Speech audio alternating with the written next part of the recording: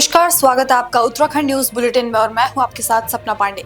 खबर राजधानी देहरादून से है, जहां जनरल बिपिन रावत की जयंती पर कैबिनेट मंत्री गणेश जोशी ने फूल माला चढ़ाकर उन्हें श्रद्धांजलि दी।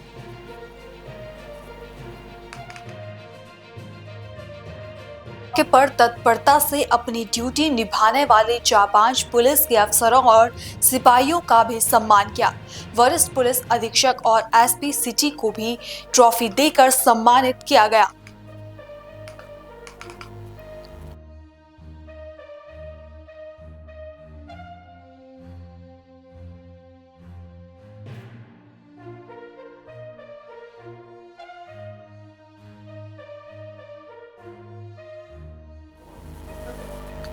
अगली खबर देहरादून से है, जहां कैबिनेट मंत्री प्रेमचंद अग्रवाल ने मुख्यमंत्री आवास में मुख्यमंत्री पुष्कर सिंह धामी से भेंटकर मंत्री पद से अपना इस्तीफा सौंपा। मुख्यमंत्री ने अग्रवाल का त्यागपत्र अग्रिम कार्रवाई के लिए राज्यपाल को अग्रेसारित कर दिया।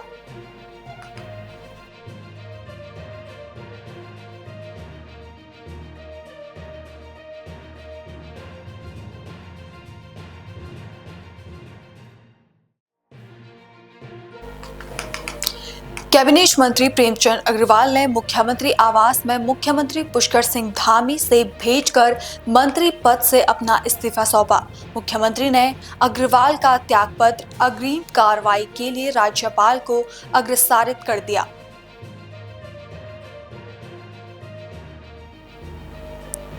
अगली खबर उत्तरकाशी से है, जहां जल भराव से वार्ड नंबर 8 की जनता परेशान है।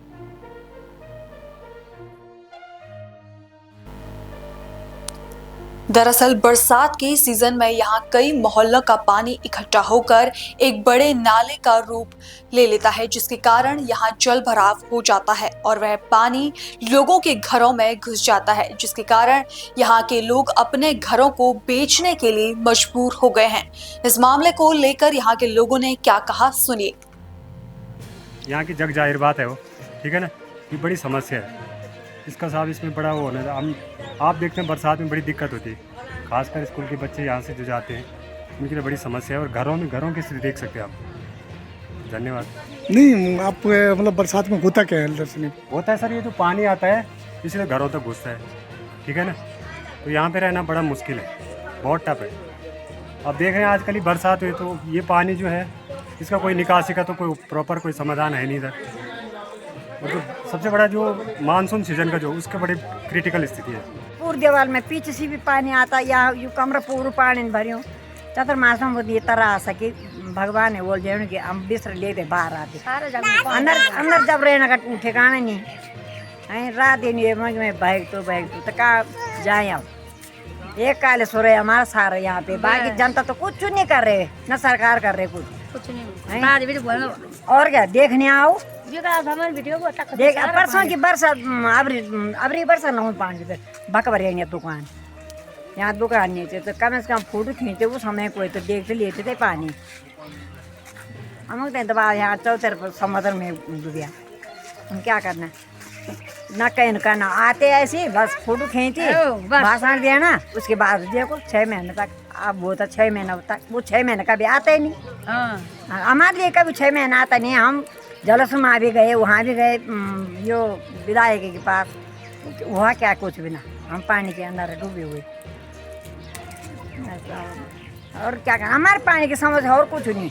रास्ता सबके लिए जैसे भी है, पर मेरी समस्या ये है कि मैं अकेली औरत रहती मैं घर में और किराएदार को कोई नहीं रहेगा, कैसे रहे कोई पानी में। हमारे तो जब मकान गाड़ी हम तो रहे नहीं, और किराएदार क्यों रहेगी बेचारा, पैसे दे में क्यों रहेंगे लोग। देखो कमरा देख लो, मेरा 100 कमरा खाली, मैं ऐसे कैसे मैं बैठी हूँ या कहीं लगा रही थी मैं ये औरत। मेरी समस्या ये है कि चारों तरफ पानी, लोग करते ऐसे कि जब बारिश होती तब आगे जाता पानी। मेरे तो यहाँ थोड़ा भी वो पानी लाना वो पानी भीतर ही बाहर बेटी नहीं सब समस्या तक बितानी सारा समस्या है होंगे क्या बरसात में? बरसात में होंगे क्या? हाँ न बरसात में बहुत दिक्कत हो। ए मेरा पानी भाई डांग बिटियों को पोखरी बिटियों को विकास भवन बिटियों को सारा आता है कर दिया ये पानी समाधान। यहाँ पे सर समस्या तो बहुत सालों से बनी हुई है, बहुत 20 से 25 साल हो गए हैं, उससे पहले से समस्या बनी हुई है। और हम लोग शुरू से, जब से हम लोगों का कार्यकाल शुरू हुआ है, तब से हम लोगों ने यहाँ पे माननीय विधायक जी हो गए, माननीय नगर पालिका अध्यक्ष जी हो गए, और डीएम साहब हो गए, एसडीएम साहब हो गए, सिंचाई विभाग हो गया, और इसके साथ साथ जो भी कार्यदायी संस्थाएं इसके जुड़ी हुई हैं, हम सब लोगों से ज्ञापन दे चुके हैं और एक बार सबसे मिल चुके हैं। और देखा जाए तो सर वैसे ये समस्या जो है ये शुरू होती है ये एनाइम से। एनाइम के पास में ये पानी आता है, कोटियाल गांव से एक पानी आता है, एक एनाइम से आता है, जो होटल इंद्रप्रस्थ के नीचे आके डाइवर्ट नहीं हो पाता अच्छे से। अगर ये पानी वहाँ से अच्छे से डाइवर्ट हो जाए, एक लाइन बैराज की तरफ चला जाए और दूसरी लाइन ये तहसील की तरफ चला जाए, तो उसमें काफ़ी पानी रुक सकता है। लेकिन हाल के दिनों में देखा जा रहा है कि पानी की समस्या बहुत ज़्यादा बढ़ रही है, और हमारे यहाँ पे जो काफ़ी लोग हैं परेशान हैं, लोगों के घरों में पानी घुस जाता है बरसात में। हमें भी याद है, हम स्कूल में थे, और आज के बच्चे भी वो भी वैसे ही रहते हैं जैसे उस टाइम पे था, पर समस्या थी, पानी होता था। आज भी वैसा ही पानी होता है, आने जाने में दिक्कतें होती है। और बरसात के टाइम पे तो इतनी बड़ी समस्या यहाँ पे बनी रहती है कि कई बार तो छोटे बच्चों को बहने जैसी समस्याएं हो जाती है, इतना यहाँ पे पानी का जल भराव रहता है। और हम लोग इसमें शुरू से लगे हैं, और यहाँ पे महाकालेश्वर मंदिर मोहल्ला समिति है, संघर्ष समिति हमारी, जो भी बार बार ज्ञापन देती है, बार बार चक्का जाम भी किया गया है, डीएम साहब के यहाँ भी गए हैं, विधायक जी से भी मोहल्ले के लोगों ने काफ़ी बार अपनी गुहार लगाई है, लेकिन बार बार आश्वासन ही मिलता रहा है यहाँ पर। और कोई डीपीआर तैयार हो जाती है तो वो फिर कुछ टाइम बाद वो डीपीआर चेंज हो जाती है। कई बार आया, पहले एक बार का पैसा आया, फिर वो वापस गया, फिर दोबारा पैसा आया, फिर वो वापस गया। अभी तीसरी बार का कह रहे हैं, अभी फिर से कुछ 18 से 20 करोड़ का आएगा। अभी कुछ कंफर्म नहीं कह सकते, लेकिन हम लोगों की तरफ से सर पूरा प्रयास किया जा रहा है। और बाकी अभी जो आपके माध्यम से, आप लोगों का बहुत बहुत धन्यवाद, जो आपके माध्यम से अगर ये हमारे प्रशासन तक ये बात जाती है तो कृपया हमारा साथ इस जल भराव की समस्या के लिए देने की कृपा कीजिए। ये वर्षों से चली आ रही है समस्या, तो कुछ प्रयास करने से तो आगे तक नगर पालिका के द्वारा ये बना। इसके बाद हम ये सोच रहे थे कि इसको आगे ट्रांसफार्मर तक ये सही ढंग से बन जाए, नियमानुसार जो नियम के तहत बनता है तो ज़्यादा अच्छा था। क्योंकि हम ही नहीं बल्कि हमारे साथ कालेश्वर मंदिर में ये मार्ग रास्ता जो है ये बहुत महत्वपूर्ण रास्ता है। इसमें आने जाने वाले लोग, भक्त लोगों के लिए, सामान्य लोगों के लिए, लोकल लोगों के लिए सभी का रास्ता है, और इसका ठीक होना नितांत आवश्यक है। और वर्षों से लड़ाई चल रही है, और यही मांग करते हैं कि ये रास्ता बन जाए, क्योंकि रास्ता भगवान का होता है, इंसान का नहीं होता है, और रास्ता से बड़ी कोई चीज़ नहीं होती। और रास्ते में जो भी दखल डालता है उससे बड़ा दानव कोई हो नहीं सकता समाज में, इसलिए रास्ता बनना नितांत आवश्यक है, ये हमारी मांग है। कहता हूँ जो आप आज हमारी समस्या के लिए यहाँ पर आए हैं, हमारी समस्या है नाला निर्माण के संबंध में। बरसात में जो यहाँ पानी भरता है, और इसकी कार्रवाई के लिए हमें 4-5 साल हो गए हैं, लगातार कार्रवाई करते आ रहे हैं, लेकिन कोई कार्रवाई नहीं हुई है। मैं सरकार से निवेदन करता हूँ कि हमारे जो ये बरसात से पड़ी इस समस्या का संपूर्ण रूप से निराकरण किया जाए। धन्यवाद। नहीं, आप लोग आंदोलन भी किए हैं क्या? अब डीएम से मिले, मुख्यमंत्री तक को मिले, आप लोग क्या है? हम जो है लगातार मिलते आ रहे हैं। एक बार हड़ताल की है, एक बार जो है कलेक्ट्रेट में प्रदर्शन किया है, और प्रेमचंद अग्रवाल जी से भी मिले हैं, और डीएम साहब से तो हर महीने ही मिल रहे हैं। साथ में मुख्यमंत्री महोदय से भी हमने मुलाकात की थी, लेकिन वहाँ से भी कोई संतोषजनक जवाब नहीं मिला है। तो हम ये कह रहे हैं कि हमारी समस्या का निराकरण किया जाए। धन्यवाद। 2025 लग चुका है। हमने डीएम से लेकर मुख्यमंत्री से लेकर प्रधान, आपके नगर पालिका अध्यक्ष जो पुराने थे अब तो नए बन चुके हैं, यहाँ पर चुनाव बहिष्कार भी किया, हाईवे जाम भी की। सब चीज़ होने के बावजूद भी अभी तक यहाँ पर कालेश्वर मार्ग में कोई एक्शन नहीं हो रहा है। और हर महीने हम डीएम से मिलते हैं, नगर पालिका अध्यक्ष से मिलते हैं, एसडीएम से मिल रहे हैं, लेकिन प्रशासन इसमें कोई गौर से इस चीज़ को नहीं देख रहा है। जब तक यहाँ पर कोई नुकसान नहीं हुआ, जब तक यहाँ पर कोई कुछ नहीं हुआ, तब तक प्रशासन न जागेगा, न यहाँ के विधायक जागेंगे, न हमारे जो प्रशासन है। यहाँ पर सबसे समस्या जो है ये नाला निर्माण। हम चाह रहे हैं इस नाला निर्माण का पहले कार्यक्रम ऊपर से शुरू हो, जहाँ से हम डूब रहे हैं, और वहाँ तुरंत प्रशासन वहाँ पर काम करे। प्रशासन यहाँ कालेश्वर मार्ग जो मंदिर सबसे यहाँ पर जो विश्वनाथ और कालेश्वर मंदिर में कोई फर्क नहीं है। जितनी पूजा कालेश्वर मार्ग की होती है उतनी विश्वनाथ काशी विश्वनाथ की होती है। हम चाह रहे हैं कि इसका निर्माण हो, सारी जनता एक साथ हो और हम विधायक साहब, प्रशासन, डीएम साहब को ये देना चाहते हैं कि आप तुरंत इस कार्य को करें, क्योंकि 2 महीने बाद फिर यहाँ पर बहने की स्थिति हो जाएगी, लोग परेशान हो जाएंगे और फिर वही चक्का जाम और हड़ताल करने में हम लोग यहाँ पर जनता जो है। अगली खबर कोटद्वार से है, जहां गढ़वाल राजपूत सभा क्षेत्रीय शाखा कोटद्वार बाबर द्वारा आयोजित सम्मान समारोह में उत्तराखंड सरकार के पूर्व कैबिनेट मंत्री सुरेंद्र सिंह नेगी ने मुख्य अतिथि के रूप में शिरकत की। कार्यक्रम के दौरान स्वतंत्र सेनानियों, द्वितीय विश्व युद्ध के योद्धाओं, शौर्य पुरस्कार विजेताओं एवं 90 वर्ष से अधिक आयु के वरिष्ठ नागरिकों को सम्मानित किया गया।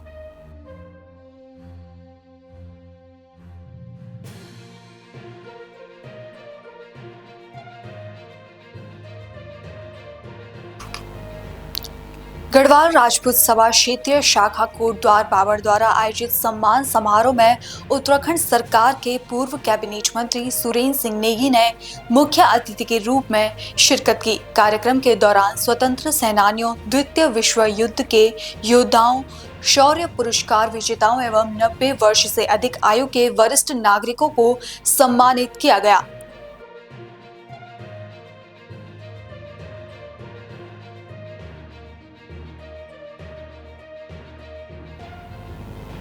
खबरों का सिलसिला आगे भी जारी है। फिलहाल लेते हैं एक छोटा सा ब्रेक।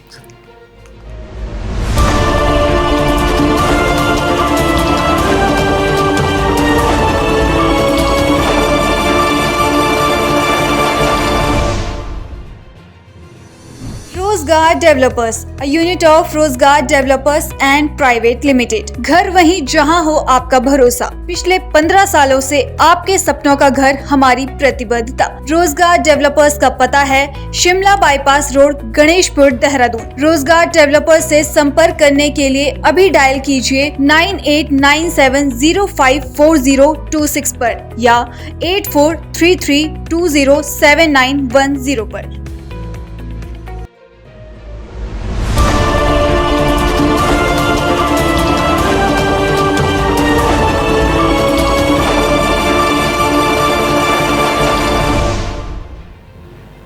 ब्रेक के बाद आपका फिर से स्वागत है।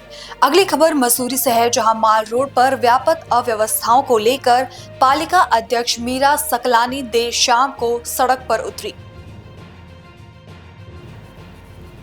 पालिका अध्यक्ष ने माल रोड के प्रवेश द्वार पर तैनात कर्मचारियों को प्रतिनिधित समय पर वाहनों की माल रोड पर एंट्री न होने को लेकर स्पष्ट निर्देश दिए। उन्होंने कर्मचारियों को किसी भी प्रकार की लापरवाही न हो, इसको लेकर भी हिदायत दी।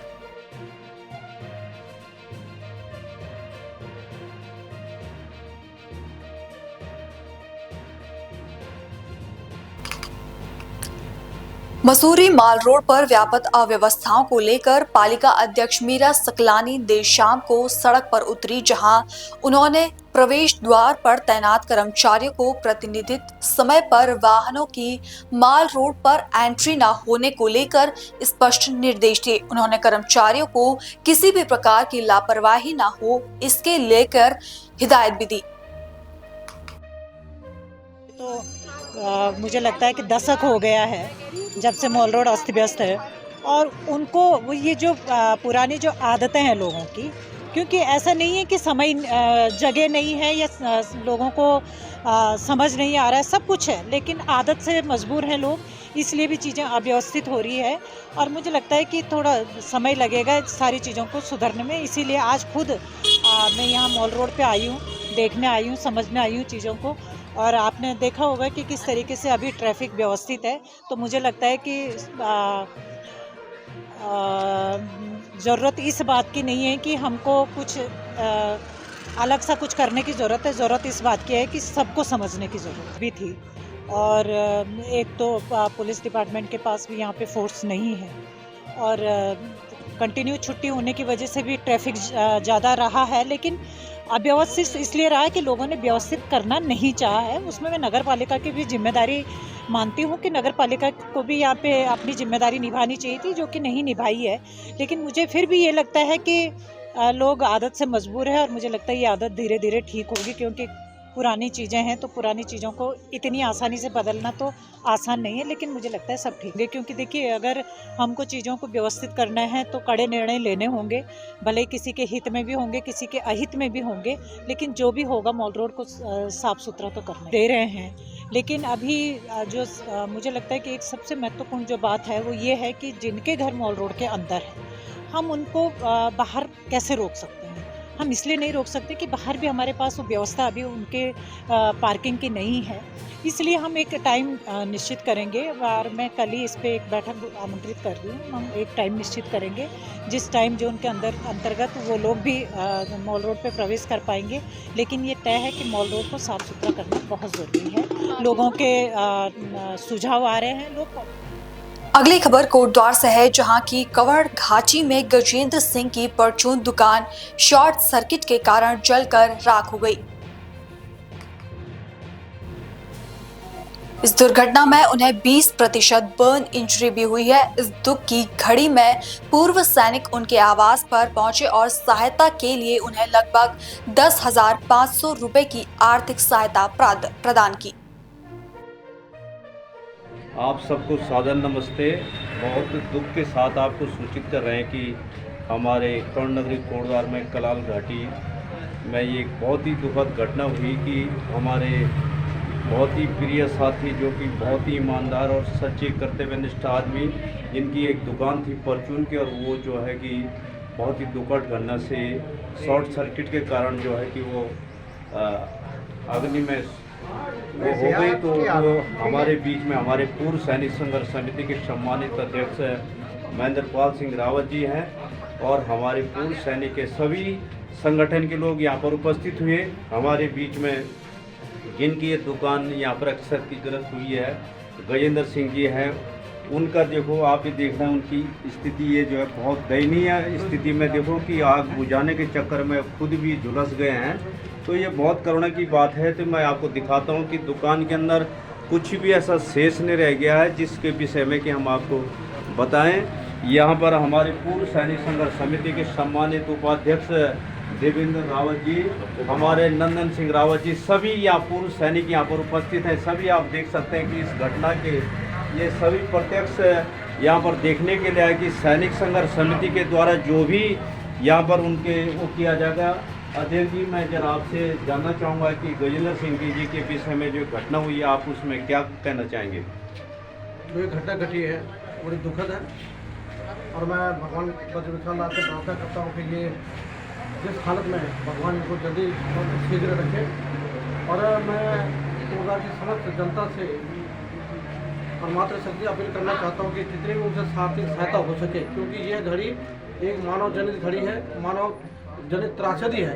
और इस त्रासदी से अगर उभारना किसी में हम मानव है, हमारा एक कर्तव्य बनता है कि इनका तन मन धन से उनका सहयोग करें। और वर्तमान पर आप देख सकते हैं कि किस प्रकार की उनकी ये जो बर्न इंजरी हुई है, और ये कहीं न कहीं इनकी जो एक नई आयु इनको मिली है, मैं कह सकता हूँ। और मैं भगवान बद्रीनाथ से प्रार्थना करता हूँ कि जल्दी शीघ्र हों। और हम अभी भी जितने भी हमारे साथ यहाँ पूर्व सैनिक आ रखे हैं, हम जितना भी हमसे बन सकता है, हम अभी भी इनको यहाँ पे आर्थिक सहायता देके भी जाएंगे यहाँ पे। और मैं कोटद्वार की समस्त जनता से एक बिना अपील करना चाहता हूँ कि ज़्यादा से ज़्यादा आप जितना भी आपसे बन सकता है जरूर इस व्यक्ति की सहायता करनी चाहिए, क्योंकि हमारा भाई हमारे बीच का है। और आज अगर हम इस प्रकार के अगर एक कार्य करेंगे तो आने वाले दिनों में आपके प्रति भी लोगों की भावना बनेगी, और हम सामाजिक होने के नाते तंत्र से जुड़े हुए हैं। और इसमें अगर इस पीड़ा को हम समझते हैं तो जरूर वो आप आर्थिक सहायता करेंगे। और मैं इतना ही कह सकता हूँ आज के दिन, क्योंकि इस समय ज़्यादा बोलना ठीक नहीं है। और मैं एक बात और कहना चाहता हूँ कि जब भी ऐसी घड़ी आती है तो प्रत्येक मानव को एक साथ खड़े होकर आगे आना चाहिए, और हमें इनकी सहायता करनी चाहिए। मैं इतना कहना चाहता हूँ आज के दिन। बहुत बहुत धन्यवाद। यहाँ पर सभी हमारे पूर्व सैनिक सम्मानित हमारे उपाध्यक्ष देवेंद्र रावत जी हैं, जीत सिंह भंडारी साहब हैं। आप कुछ कहना चाहेंगे इस विषय में? मैं कोटद्वार की समस्त जनता से यही आग्रह करूँगा कि हमारे छोटे भाई की थोड़ा सहायता जितने आप लोगों से बन सके करें प्लीज़। यही आप आज की डेट में सब उसको ज़रूरत है। धन्यवाद, बहुत बहुत धन्यवाद।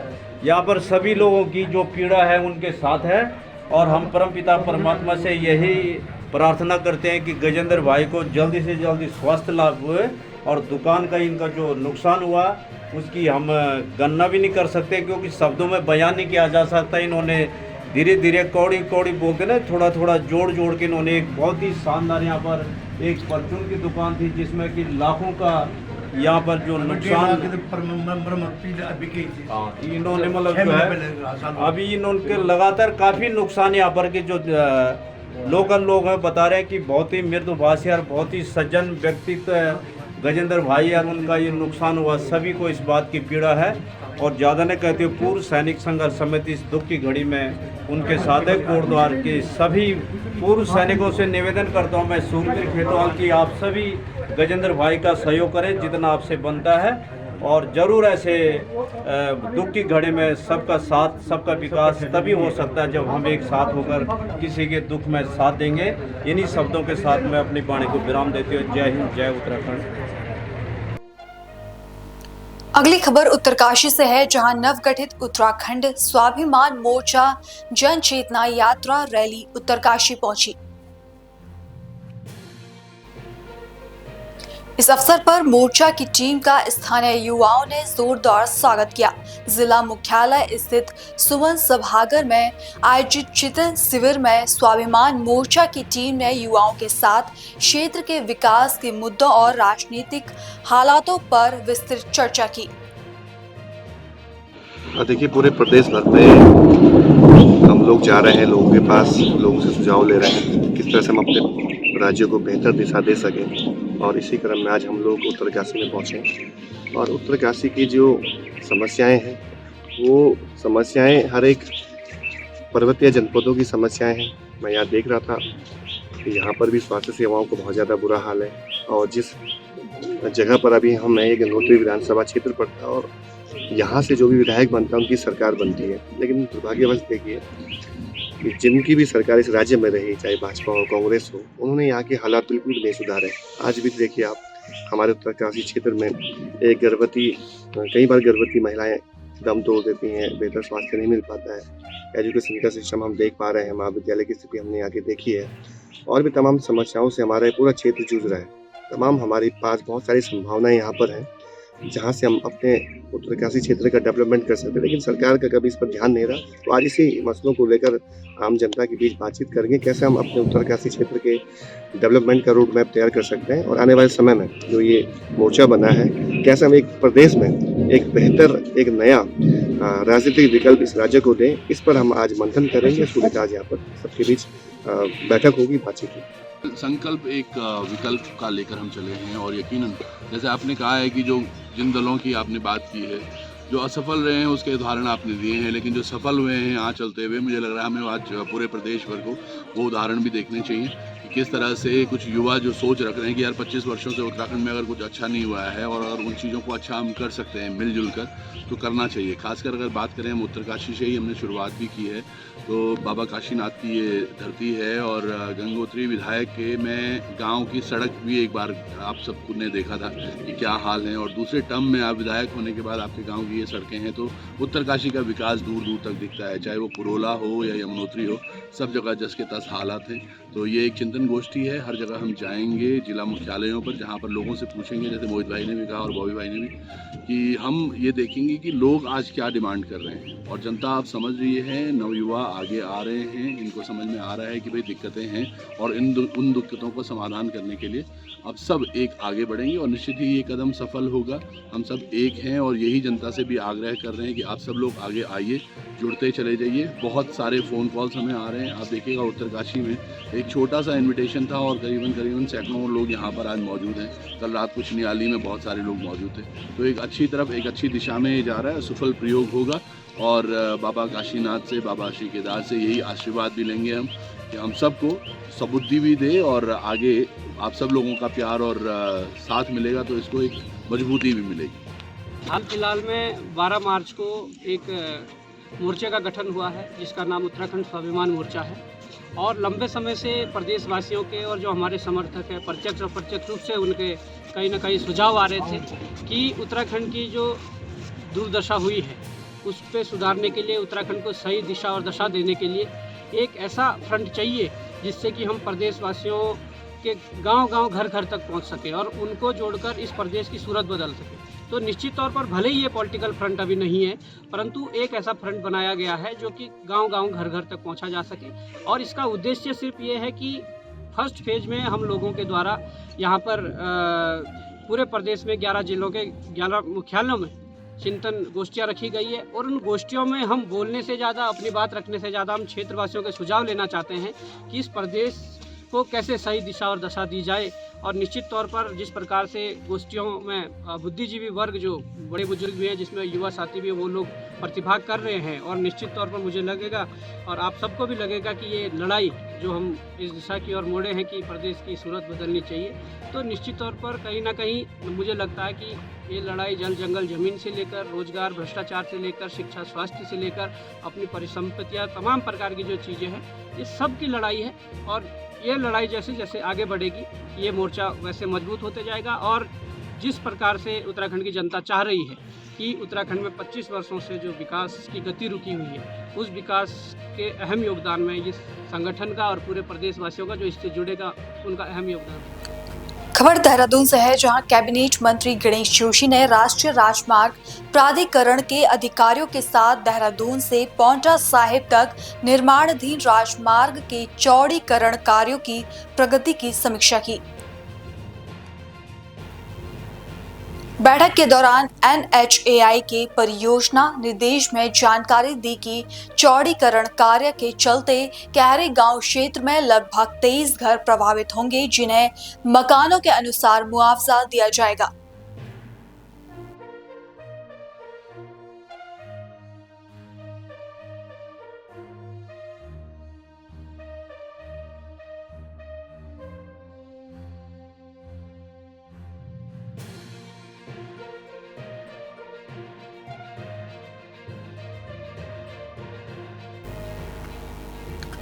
चौड़ीकरण कार्य के चलते कैरी गांव क्षेत्र में लगभग 23 घर प्रभावित होंगे, जिन्हें मानकों के अनुसार मुआवजा दिया जाएगा।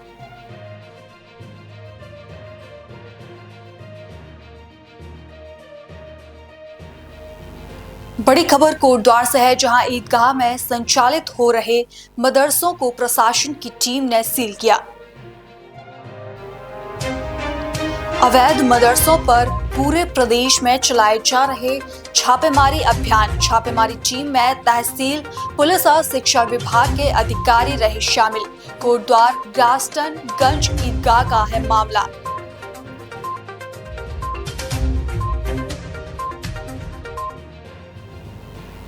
अगली खबर मसूरी से है, जहां एक प्रतिष्ठित स्कूल में 13 वर्षीय 7वीं कक्षा के छात्र की स्विमिंग पूल में डूबने से मौत हो गई।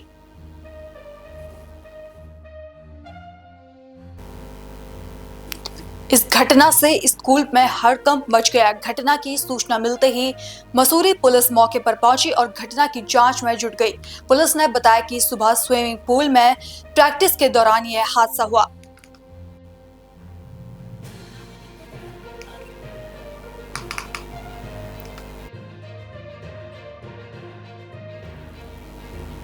अगली खबर थाना लक्ष्मण झूला से है, जहां एक साधु ने रिपोर्ट दर्ज कराई थी, जिनमें उन्होंने बताया कि 10 मार्च को वादी मध्य रात्रि में वह सो रहे थे, तभी किसी अज्ञात व्यक्ति ने उनके ऊपर जानलेवा हमला कर दिया, जिससे वो गंभीर रूप से घायल हो गए। जिसके बाद पुलिस ने अभियुक्त को आस्था पथ ऋषिकेश से गिरफ्तार कर जेल भेज दिया।